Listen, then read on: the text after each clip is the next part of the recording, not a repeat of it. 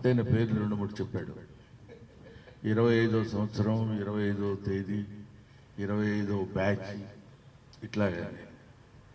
So వీళ్ళు నటన గురించి, నటన యొక్క వైదుష్యం గురించి, నటనలో ఉన్న ఇవన్నీ నాకు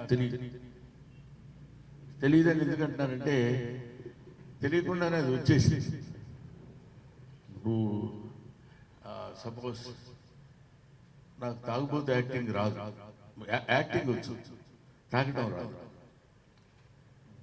difference that is only the.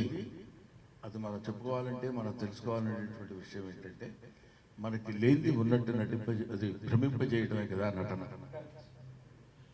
అది మనం అది కూడా మనమే చేసింటే, ఒక హత్య చేసేవాడు క్యారెక్టర్ వేసామంటే నలుగురు చేసి వస్తాం సార్, తర్వాత చూసుకుందాం, ఇక్కడ న్యాచురల్గా ఉంటుంది అంటే వీల్లేదు. కాబట్టి నటుడికి కావాల్సినటువంటి ముఖ్యమైనటువంటి, నాకు తెలిసిన as far as my little knowledge goes, actor కానీ యాక్ట్రెస్ కానీ కావాల్సింది ఏంటంటే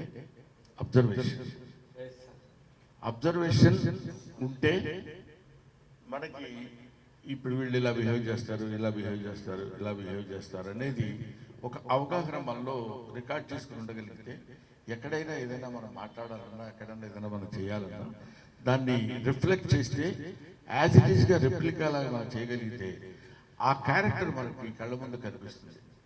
ఆ క్యారెక్టర్ కళ్ళ ముందు కనిపించాలంటే వాడు ఎలా బిహేవ్ చేస్తాడో మనకు తెలుసుండాలి. అటువంటి మెయిన్ దానికి ఉంటారు, అటువంటి ముఖ్యమైనటువంటి అబ్జర్వేషన్.